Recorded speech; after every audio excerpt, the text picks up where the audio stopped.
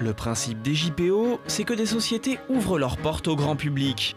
Mais que se passe-t-il quand ce sont des représentants d'entreprises qui viennent faire la visite ? Pour le deuxième jour de son JPO Tour, la Chambre de commerce et d'industrie organise un moment entièrement dédié au monde économique. Un événement qui s'inscrit dans l'action globale de la CCI. Disons que les chefs d'entreprise se réunissent régulièrement à la Chambre, il y a beaucoup d'organisations, de manifestations, mais elles ont rarement l'occasion de se rendre sur les sites de production. C'était une autre façon de découvrir l'entreprise et d'échanger et de créer du lien entre les entreprises. Et pour créer du lien, rien de tel que de voyager en bus.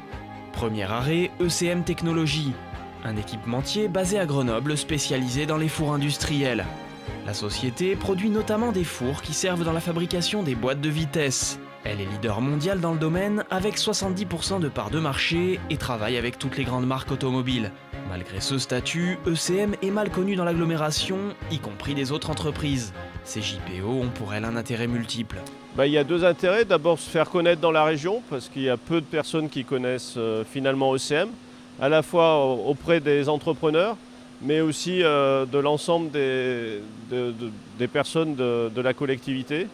Nous sommes en forte croissance, donc nous avons besoin de recruter et ça permet d'avoir une notoriété qui nous permet d'embaucher les meilleurs ingénieurs et les meilleures compétences. Après un tour de l'entreprise, il est temps de remonter dans le bus, direction Tullin, à la découverte de Richard Ponvert.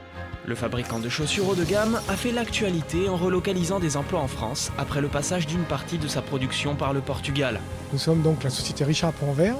C'est l'entreprise qui fabrique les chaussures Paraboot. La marque a été déposée en 1927, je crois.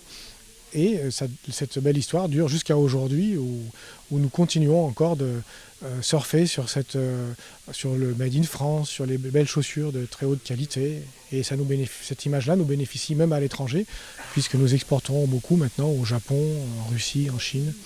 Nos chefs d'entreprise suivent avec attention les explications. Leurs préoccupations ne sont pas tout à fait les mêmes que celles du grand public. Étant donné que je suis une société de service, visiter deux sociétés industrielles me fait découvrir beaucoup de choses.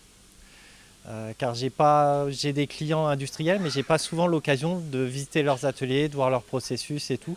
Et c'est vraiment une découverte pour moi, c'est très intéressant. Alors je suis venue découvrir donc l'entreprise Paraboot pour voir comment on travaille la chaussure actuellement en France. Sachant que moi j'ai été particulièrement intéressée puisque je travaille moi-même dans la maroquinerie, je suis dans les sacs et donc je voulais voir au niveau de leurs machines et de leurs outillages particulièrement comment ils étaient équipés, comment ils travaillaient. Si cette journée aura permis de mettre en lumière de sociétés mal connues, elle aura surtout donné l'opportunité aux chefs d'entreprise de se rencontrer, de créer du réseau et de construire peut-être les partenariats économiques de demain.